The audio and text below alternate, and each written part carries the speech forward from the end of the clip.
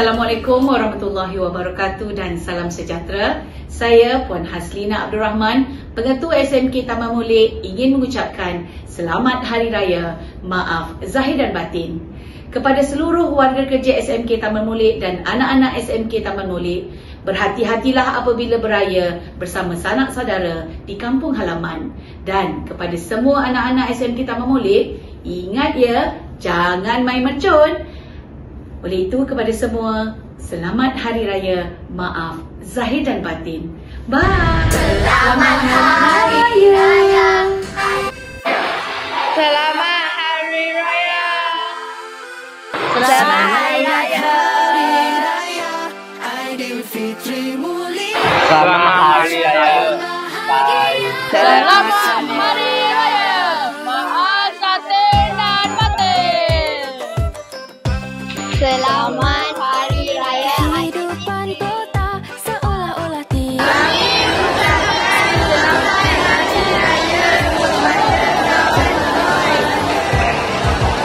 Assalamualaikum warahmatullahi wabarakatuh. Saya Tengku Akhil bin Sulai selaku penolong kanan pentadbiran SMK Taman Molek.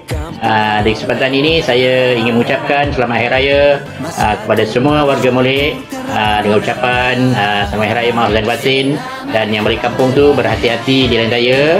Okey, Selamat Hari Raya, maaf zahir batin.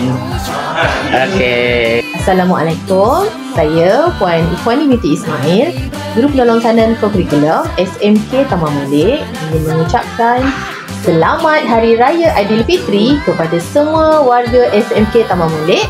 Semoga bergembira di hari Lebaran. Selamat Hari Raya. Bismillahirrahmanirrahim. Assalamualaikum warahmatullahi wabarakatuh dan salam sejahtera.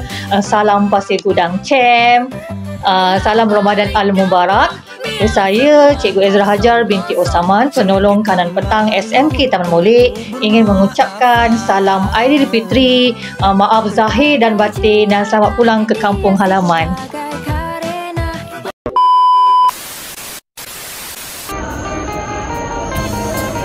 Kami menarik pembantu makmal SMK Taman Molek. Kami dari unit PPKI SMK Taman Molek. Kami dari Panitia RPT dan SRT. Saya mewakili unit keselamatan dan kebersihan SMK Taman Molek. Kami anggota kumpulan pelaksana. Kami dari unit koperasi SMK Taman Molek. Kami guru sesi petang. Kami dari unit bimbingan dan kaunseling SMK Taman Molek. Kami dari lembaga pengawas. Kami daripada unit pengawas pusat sumber sekolah. Saya mewakili barisan pentadbir SMK Taman Molek. Kami warga SMK Taman Molek ingin mengucapkan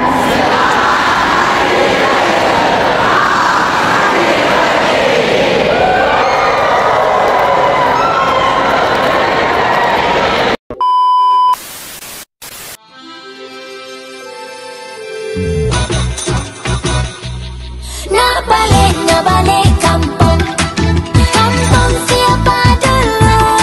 Nak balik kampung.